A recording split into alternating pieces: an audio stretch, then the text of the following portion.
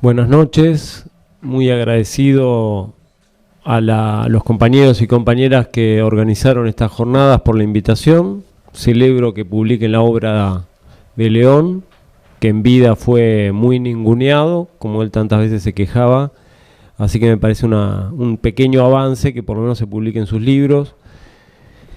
Yo escribí algo sobre el pensamiento de León cuando falleció, ¿no? Que está en internet. Nosotros no publicamos publicamos donde podemos, en las páginas alternativas, pero algo se publicó suena muy petulante, por ahí muy soberbio, muy rimbombante esa expresión, la izquierda revolucionaria, ¿no? ¿Quién se puede autopostular como la izquierda revolucionaria? Generaría risa. Pero digamos, desde una izquierda marxista, sí escribimos sobre León, ¿no? Aunque es demasiado grande esa expresión que por ahí utilizaste, pero sí cuando murió escribimos. No salió en los grandes medios, obviamente, sale en las páginas alternativas que no tienen la llegada que tienen los grandes medios, pero sí escribimos sobre León.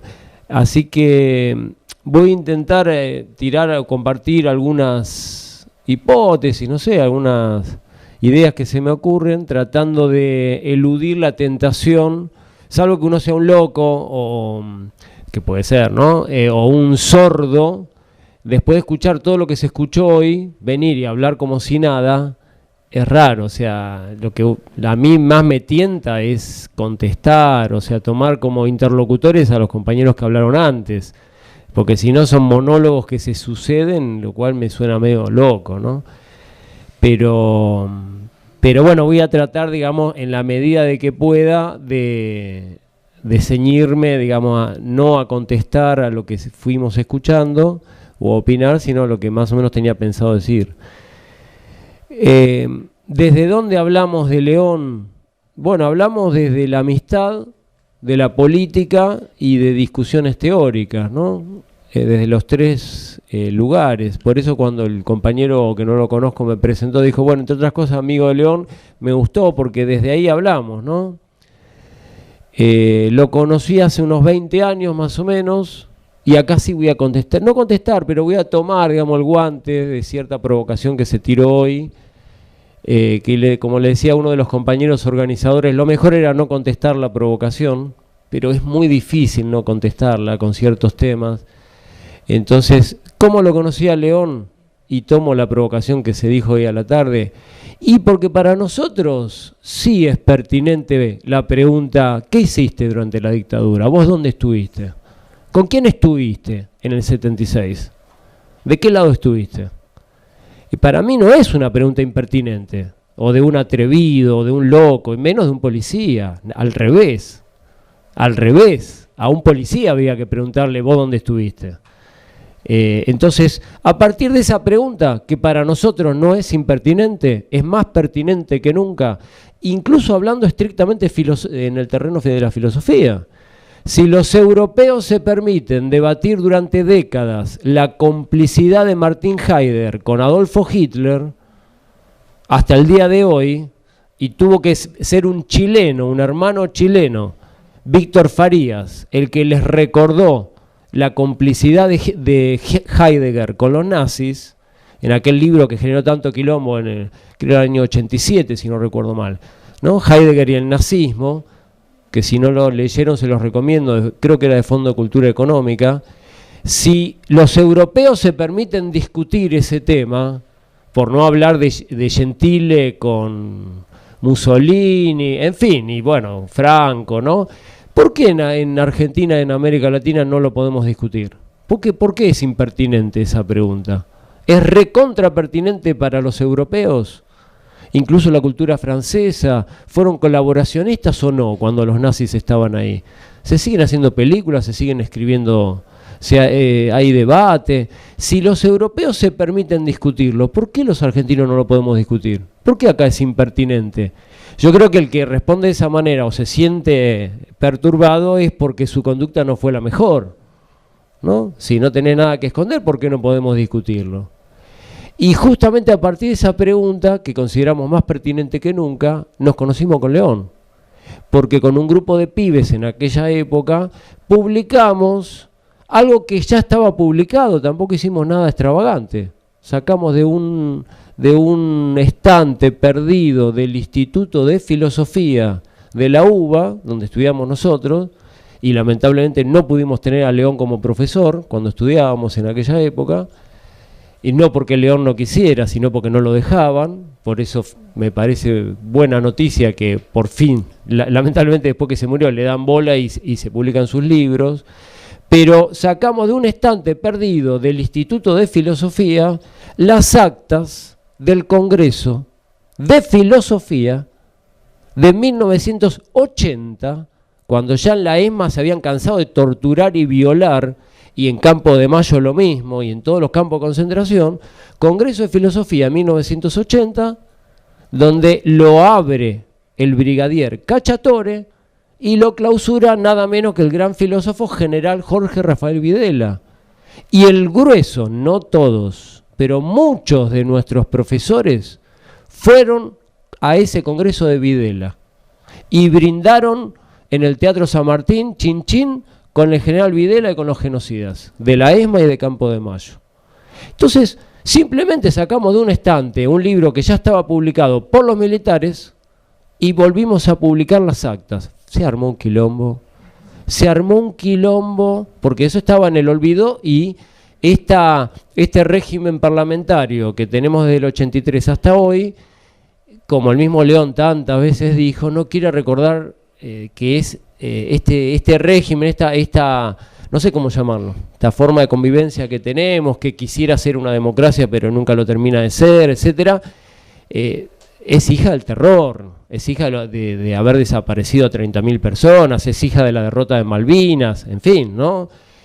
Son verdades que todos sabemos, pero de las que no se puede hablar. Entonces, bueno, dijimos, bueno, vamos a hablarlas, y vamos a hablar del papel de los filósofos, entre comillas, argentinos, con Videla. Y la Universidad del Salvador, no fue solo la UBA la que tuvo vinculaciones con la dictadura. La Universidad de El Salvador, si no recuerdo mal, en 1977 nombró doctor honoris causa al almirante Macera. Entonces, bueno, lo que ya sabemos, ¿no? Creo que ya lo sabemos, y si no hay que saberlo. Y todo eso está en internet. Google, que es del imperialismo, pero nos permite conocer cosas. Bueno, Google, Congreso de Filosofía 1980, y ahí van a salir los documentos. Búsquenlo.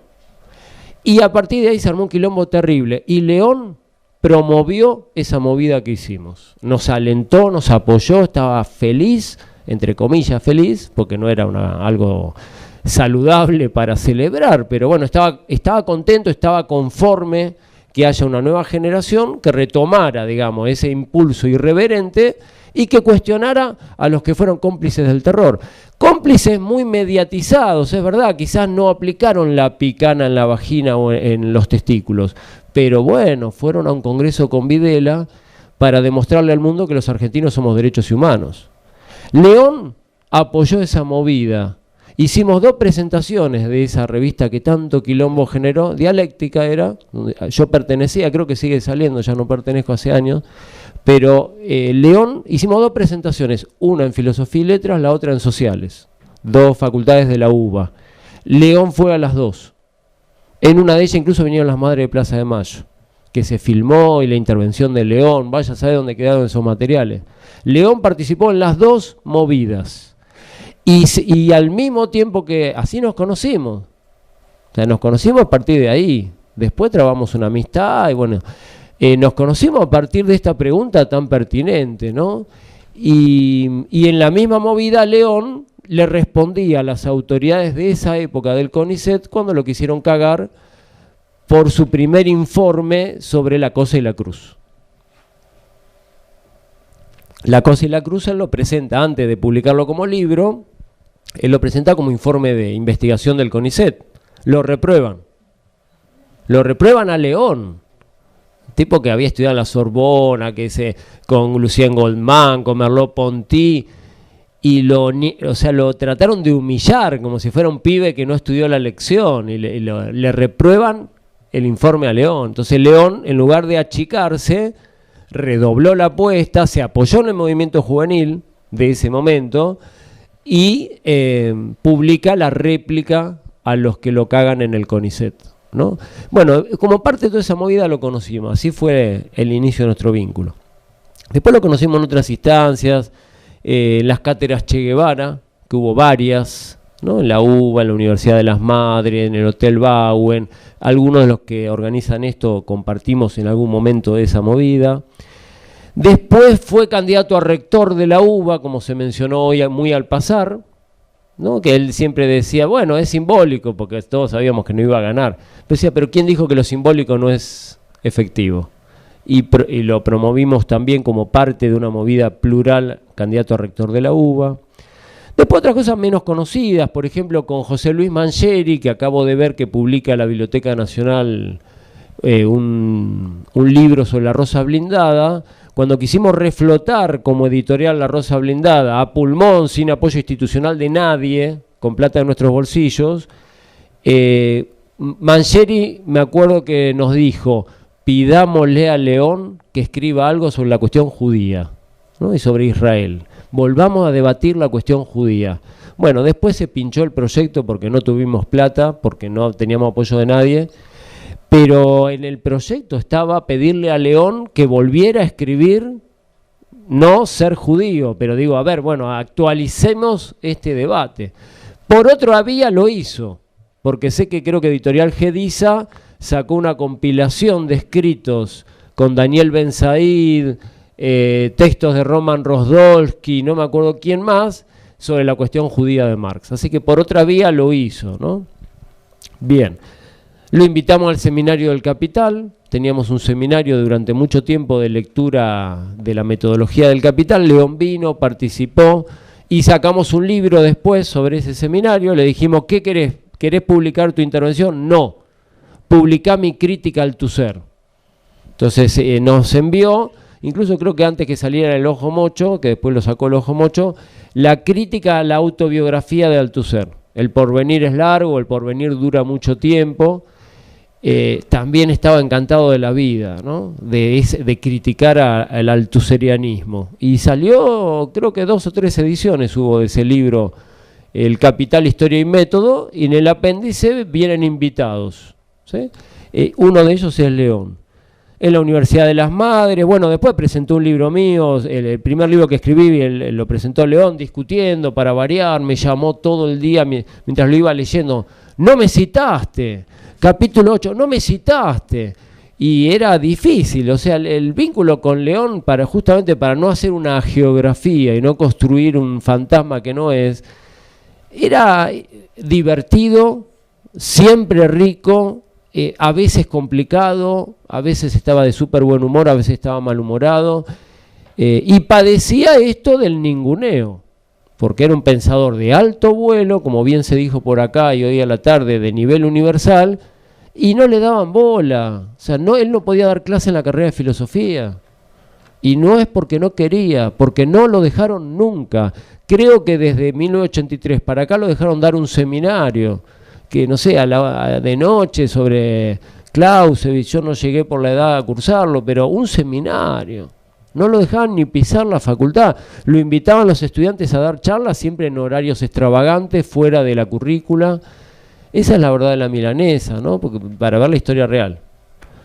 Y después hasta me tocó que sea jurado de una tesis de doctorado donde discutimos un montón dentro de la defensa de la tesis, y cuando después nos fuimos a un bar a seguir peleando y discutiendo, porque además nunca creyó, creo, en esta jerarquía falsa de los doctorados, de toda esta cosa tan mediocre que se instaló a partir de los 90, ¿no? De todos los títulos de posgrado, doctorado, y él, aún siendo doctor en la Sorbona, medio que siempre se cagaba de risa, lo miraba con mucha distancia.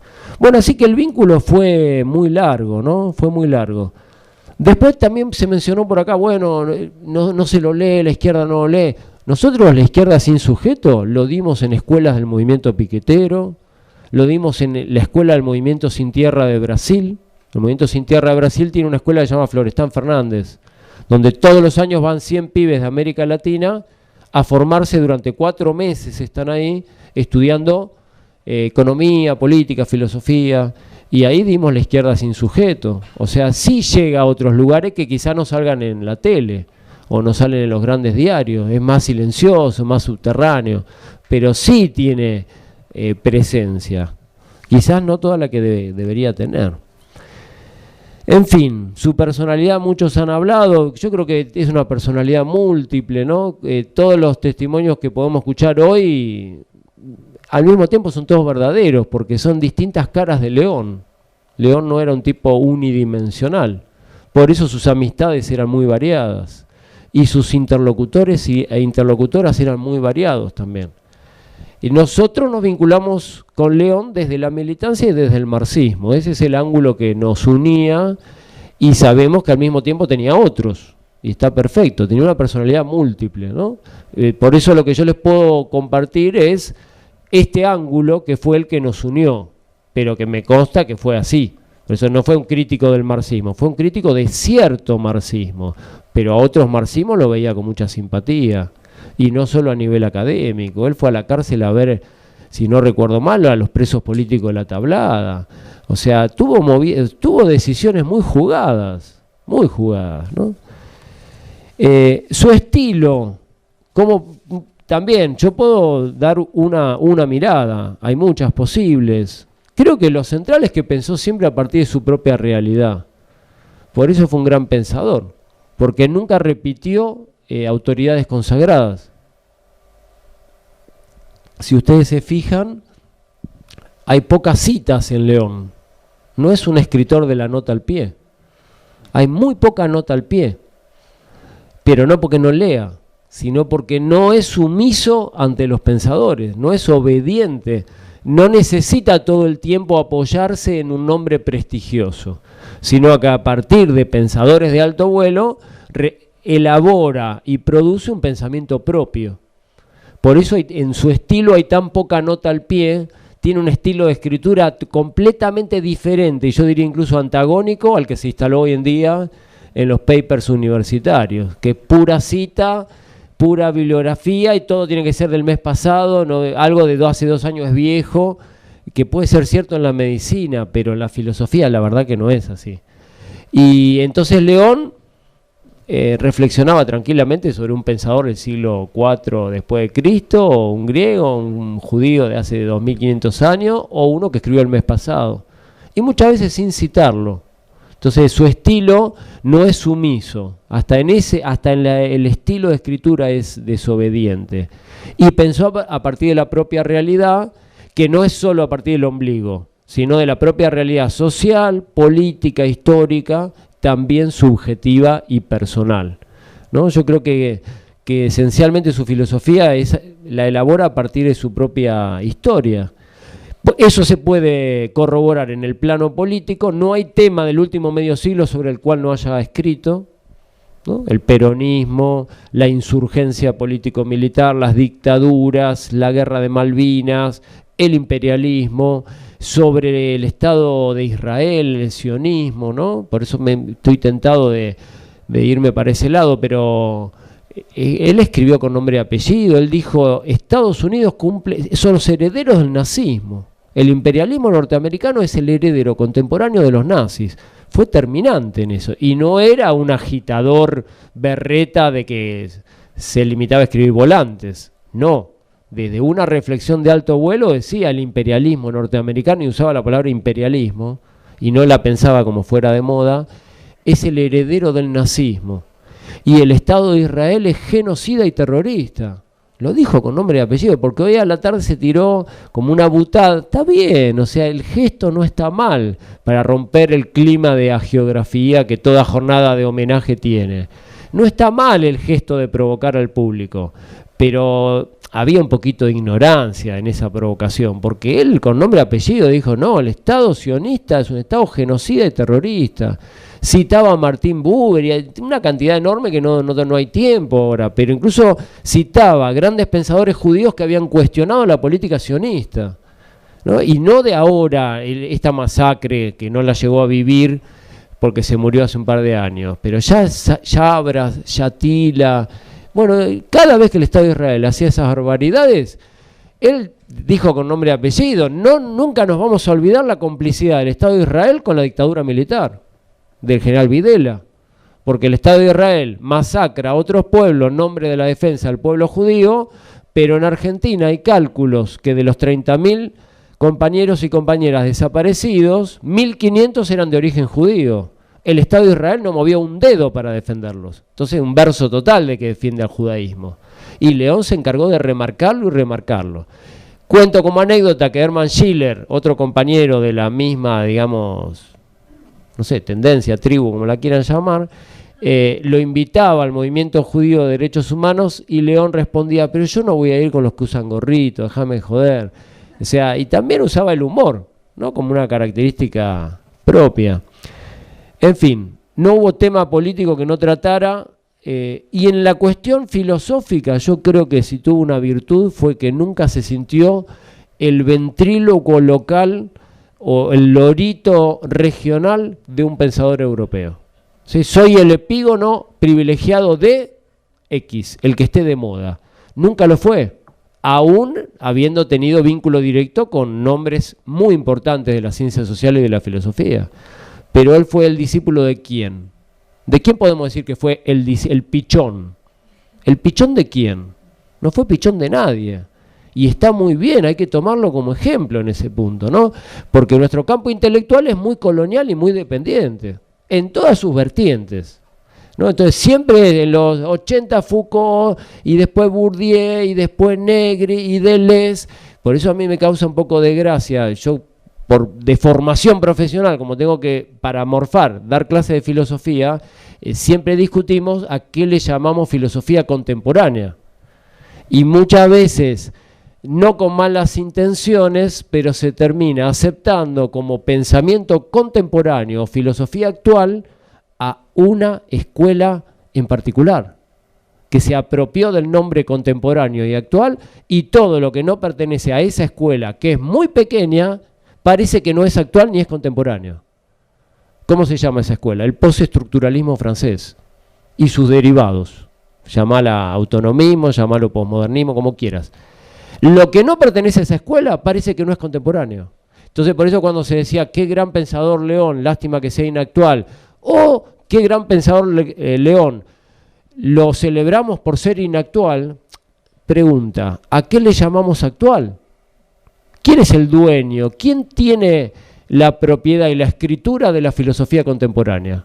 ¿Quién es el propietario del departamento que se llama filosofía contemporánea? Que nos muestre la escritura. Y si tiene la escritura, sospechamos que es trucha.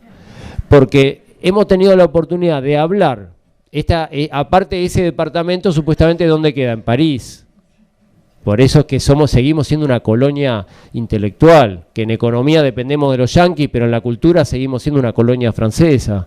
Por eso en América Latina muchas veces a los argentinos nos bardean y nos hacen chistes un poco hirientes, no solo con el Mundial. En general, si ustedes hablan con otros compañeros de América Latina, siempre se ríen de nosotros. Y con justicia se ríen, porque en la Argentina, aunque todo el mundo lo insulte a Borges, somos los europeos en América y mentalmente seguimos siendo peones de París. Pero ni siquiera de toda la intelectualidad de París, de una escuela. Yo tuve la oportunidad de hablar con otros que dan clase en la Sorbona, que viven en París, que viven hoy en día y siguen produciendo, que no pertenecen a esa escuela. ¿No son contemporáneos? Vamos a dar dos nombres. Michael Lowy está vivo, sigue escribiendo, sigue produciendo. León lo conocía muy bien. ¿No es contemporáneo por no pertenecer a esa escuela? Otro pensador con quien el propio León me recomendó leer textos de él, Daniel Ben Said, que también escribió sobre la cuestión judía y sobre el marxismo y la concepción de la historia de Benjamin. Se murió hace muy poquito tiempo. Escribía en París. ¿No es contemporáneo porque no pertenece a la escuela de Deleuze, Guattari, Foucault, Negri y compañía? Paolo Virno, Toni Negri. ¿No es contemporáneo? Sí, es contemporáneo. Y es de París. Entonces, León, ¿es inactual? ¿No es contemporáneo? Habría que repensar a qué le llamamos contemporáneo. ¿Quién es el dueño? ¿No? Después Omar preguntó por ahí, ¿es el único filósofo universal que produjimos? está bien, digo, me parece bien lo que dice Omar si es en nombre de homenajearlo a León, pero hubo otros también. No fue el único que produjo el pensamiento argentino. Quizá la UBA nos enseñen. Vamos, mencionemos un par de nombres nomás. Carlos Astrada, con quien León no creo que le haya tenido mucha simpatía, ¿no? Pero Carlos Astrada, un tipo también universal, que dialogó desde con Martín Heidegger a Mao Zedong. Miren el arco en el variado de Astrada, ¿no? Y dice, y todavía se discute si escribió o no el discurso de Perón. En fin, un nombre, otro más atrás, José Ingenieros, conocido por toda la juventud de América Latina de la década del 20. Incluso me animaría a decir, rompiendo con el criterio estrictamente académico, porque voy a decir un nombre que no pertenece a la carrera de filosofía, no estaría en la librería Hernández, no estaría en el estante de filosofía. ¿Cómo se llama? Ernesto Guevara. No es un profesor de filosofía, pero escribió de los manuscritos. Estos mismos textos que el compañero acaba de mencionar, el Che Guevara tiene largas reflexiones sobre este mismo texto. Y León las conocía, León dio clases en Cuba, y estaba muy orgulloso de haber dado clases en Cuba, ¿no? Y publicó en Cuba textos sobre los manuscritos del 44, que toda la vida me los pidió. Yo a los compañeros que organizan las obras completas creo que le escribí, ojalá encuentren, yo no lo encontré nunca, pero parece que él publicó sobre los manuscritos en la Universidad de La Habana. Entonces el Che Guevara también tiene estatura universal, no como guerrillero tira tiros, como pensador estoy diciendo, ¿no? Como pensador que dialogaba con Sartre, que defendía el humanismo.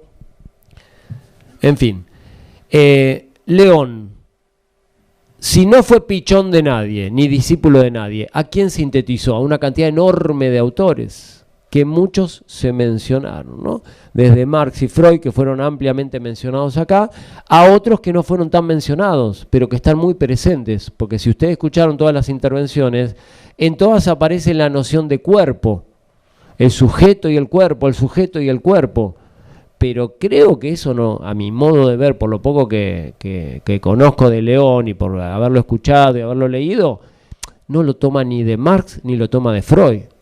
Eso lo toma de la fenomenología, sobre todo del último Husserl, ¿no? Que escribió sobre la crisis de la ciencia occidental y el mundo de la vida, cómo por debajo de la teoría está el mundo de la vida y el mundo de los afectos. Eso es previo, Husserl lo escribe previo a que se ponga de moda muchos otros autores que circulan hoy en día. Y a su vez un discípulo del último Husserl que es Merleau-Ponty, a quien León conocía de cerca, lo tradujo, y Merleau-Ponty, aferrándose al último Husserl y al mundo de la vida, plantea que el cuerpo es central en la filosofía como objeto de estudio, ¿no? Entonces creo que también hay una presencia de eso reformulado. Claro, como nunca te pone la nota al pie, no parece, pero también está masticado Merleau-Ponty, ¿no? Me parece, junto con Clausewitz, Sartre, etcétera. Bien, para terminar, creo que en su originalidad hay un, no sé cómo llamarlo, si freudo-marxismo, o sea, hay una síntesis de Marx y Freud, pero muy original, porque no es la de Wilhelm Reich, no es la de Marcuse, no es la del psicoanálisis francés, es muy a la León. O sea, él vuelve a masticar, vuelve a cocinar un plato, él hace milanesas con papas fritas, pero lo hace a su estilo. O sea, no inventó las milanesas con papas fritas, pero tienen un gustito diferente al de otras milanesas con papas fritas, ¿no? Entonces creo que hay una mirada muy personal de la filosofía. Y creo que si rescatara algo, bueno, es un gran pensador crítico del poder, es crítico de las instituciones, eso fue lo que molestó tanto, por eso nunca lo dejaron dar clase en la carrera de filosofía, por eso lo cagaron en el CONICET, porque es muy crítico de las instituciones, no es un pensador institucional, por eso muchos lo jodíamos, vos vas a ser rector de la UBA, vas a dirigir esa institución, y medio que se reía, ¿no? Porque él era muy crítico de las instituciones y creo que fue uno de los ejes de su reflexión. También aquí se habló de la violencia.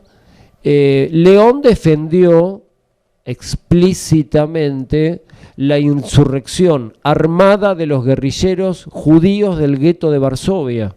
Lo ponía como ejemplo universal, ¿no? Ustedes recuerdan que muchas veces el propio sionismo se calla la boca y dice, no, los nazis nos dieron una paliza, entonces nos refugiamos allá en Palestina. No, un momento que no todos colaboraron o se quedaron calladitos o se bancaron las masacres.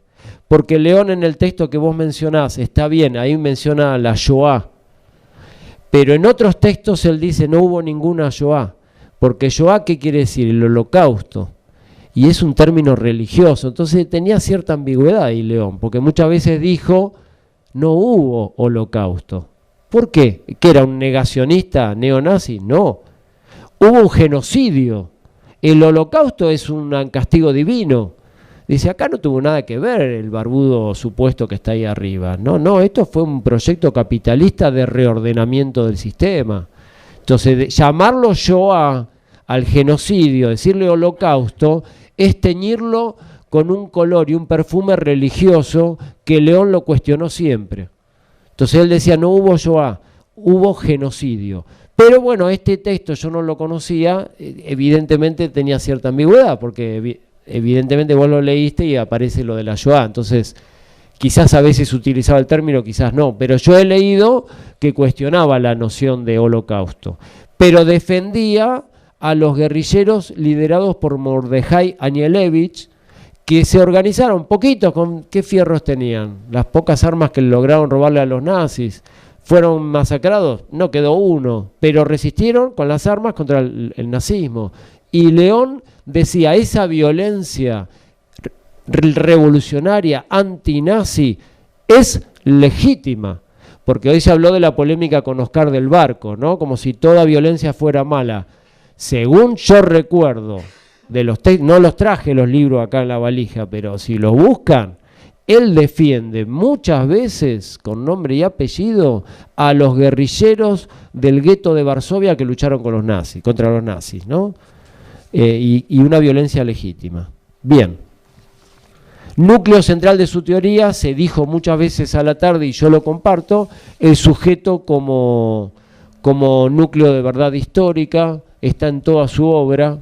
No es el sujeto cartesiano, no es un sujeto desprovisto de materialidad, no es un sujeto matemático, es un sujeto con valores, con ética, con historia, es un sujeto con afectos, es un sujeto con conflictos, Y se puede recorrer desde la izquierda sin sujeto, texto de La Rosa Blindada, donde discute con John William Cook, hasta el libro de Freud, donde discute con los estructuralistas, desde Althusser a Martha Hanecker, hasta el último, esa crítica a Althusser del año 2000, ¿no? La crítica a la autobiografía de Althusser, El porvenir es largo, hasta el materialismo ensoñado, que es del 2010, si no recuerdo mal, ¿no?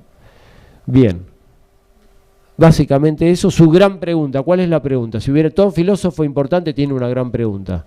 Yo creo que la formuló al final de su vida, que es como que, a mi modo de ver, ordena toda la reflexión filosófica de León. ¿Cuál es la historia del acceso a la historia?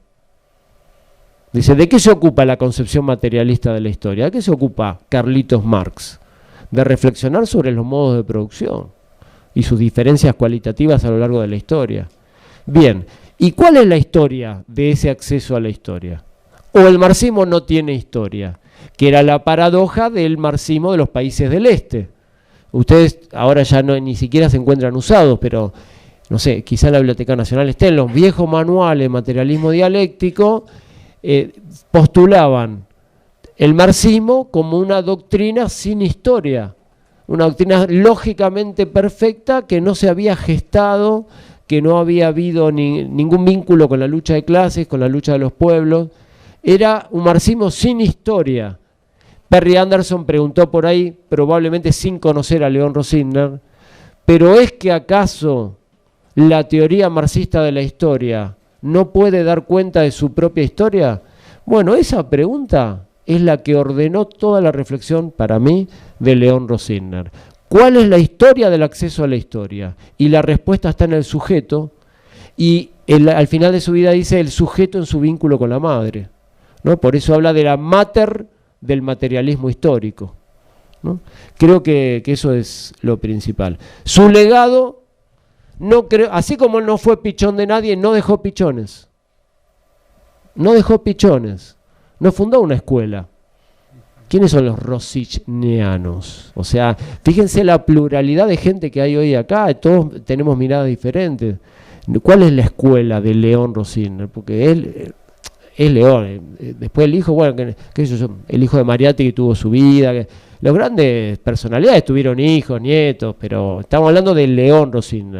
¿Cuál es su escuela? ¿Quiénes son sus pichones? Yo creo que no dejó. Lo que sí dejó es un estilo de filosofía, una manera de pensar, ¿no? De no ir con la moda, no comprar el último grito, que esté de moda, no ser sumisos con las instituciones, no ser sumisos con el poder, tampoco ser sumisos con el campo intelectual. Creo que ese es el principal legado de él, pensar con cabeza propia y no ir con la moda, que lamentablemente hoy no está de moda. Muchas gracias. Sí, voy a contestar, no contestar, pero voy a tomar, digamos, el guante de cierta provocación que se tiró hoy, como le decía a uno de los compañeros organizadores, lo mejor era no contestar la provocación, pero es muy difícil no contestarla con ciertos temas. Entonces, ¿cómo lo conocía León? Y tomo la provocación que se dijo hoy a la tarde, y porque para nosotros sí es pertinente la pregunta, ¿qué hiciste durante la dictadura? ¿Vos dónde estuviste? ¿Con quién estuviste en el 76? ¿De qué lado estuviste? Y para mí no es una pregunta impertinente, o de un atrevido, o de un loco, y menos de un policía. Al revés. A un policía había que preguntarle, ¿vos dónde estuviste? Entonces, a partir de esa pregunta, que para nosotros no es impertinente, es más pertinente que nunca, incluso hablando estrictamente en el terreno de la filosofía. Si los europeos se permiten debatir durante décadas la complicidad de Martin Heidegger con Adolfo Hitler, hasta el día de hoy, y tuvo que ser un chileno, un hermano chileno, Víctor Farías, el que les recordó la complicidad de Heidegger con los nazis. Buenas noches, muy agradecido a los compañeros y compañeras que organizaron estas jornadas por la invitación. Celebro que publiquen la obra de León, que en vida fue muy ninguneado, como él tantas veces se quejaba, así que me parece un pequeño avance que por lo menos se publiquen sus libros. Yo escribí algo sobre el pensamiento de León cuando falleció, ¿no? Que está en internet. Nosotros no publicamos publicamos donde podemos, en las páginas alternativas, pero algo se publicó suena muy petulante, por ahí muy soberbio, muy rimbombante esa expresión, la izquierda revolucionaria, ¿no? ¿Quién se puede autopostular como la izquierda revolucionaria? Generaría risa. Pero digamos, desde una izquierda marxista, sí escribimos sobre León, ¿no? Aunque es demasiado grande esa expresión que por ahí utilizaste, pero sí cuando murió escribimos. No salió en los grandes medios, obviamente, sale en las páginas alternativas que no tienen la llegada que tienen los grandes medios, pero sí escribimos. En aquel libro que generó tanto quilombo, creo el año 87, si no recuerdo mal, ¿no? Heidegger y el nazismo, que si no lo leyeron se los recomiendo, creo que era de Fondo de Cultura Económica.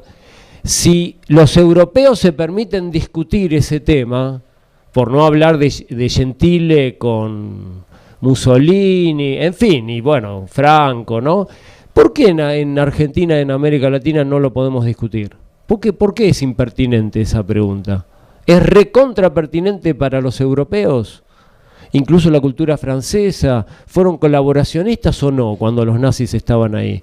Se siguen haciendo películas, se siguen escribiendo, hay debate. Si los europeos se permiten discutirlo, ¿por qué los argentinos no lo podemos discutir? ¿Por qué acá es impertinente? Yo creo que el que responde de esa manera o se siente perturbado es porque su conducta no fue la mejor, ¿no? Si no tenés nada que esconder, ¿por qué no podemos discutirlo? Y justamente a partir de esa pregunta, que consideramos más pertinente que nunca, nos conocimos con León. Porque con un grupo de pibes en aquella época publicamos algo que ya estaba publicado, tampoco hicimos nada extravagante. Sacamos de un estante sobre León.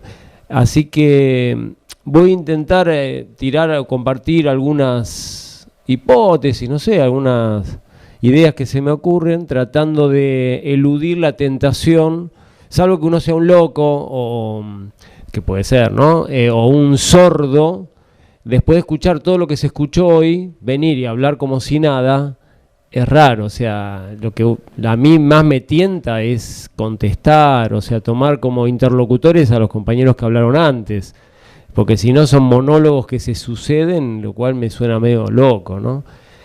Pero bueno, voy a tratar, digamos, en la medida de que pueda, de ceñirme, digamos, no a contestar a lo que fuimos escuchando o opinar, sino a lo que más o menos tenía pensado decir. ¿Desde dónde hablamos de León?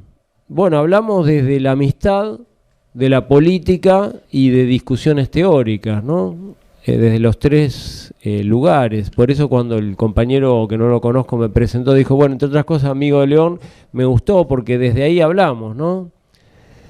Lo conocí hace unos 20 años más o menos, y acá se perdido del Instituto de Filosofía de la UBA, donde estudiamos nosotros, y lamentablemente no pudimos tener a León como profesor cuando estudiábamos en aquella época, y no porque León no quisiera, sino porque no lo dejaban. Por eso me parece buena noticia que por fin, lamentablemente después que se murió, le dan bola y se publican sus libros. Pero sacamos de un estante perdido del Instituto de Filosofía las actas del Congreso de Filosofía de 1980, cuando ya en la ESMA se habían cansado de torturar y violar, y en Campo de Mayo lo mismo, y en todos los campos de concentración. Congreso de Filosofía 1980, donde lo abre el brigadier Cacciatore y lo clausura nada menos que el gran filósofo general Jorge Rafael Videla. Y el grueso, no todos, pero muchos de nuestros profesores fueron a ese congreso de Videla y brindaron en el Teatro San Martín, chin chin, con el general Videla y con los genocidas de la ESMA y de Campo de Mayo. Entonces, simplemente sacamos de un estante un libro que ya estaba publicado por los militares,